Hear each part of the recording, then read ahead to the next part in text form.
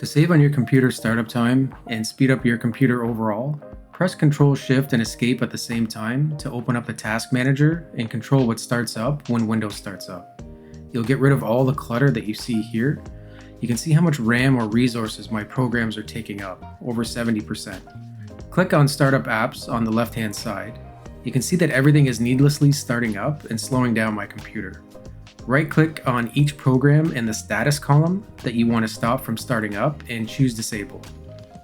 I'm going to disable every program except for the Windows Security and my Bitdefender antivirus. Once you've disabled everything you don't need to start up, restart your computer so you can see the difference. You'll notice the difference in your computer's startup time, and you won't have all of your programs starting up and cluttering up your desktop.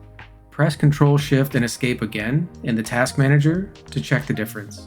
You can see my RAM usage has gone down by about half and my computer starts up much faster. That's it for this video. Let me know how much RAM you saved in the comments down below. Thanks for watching.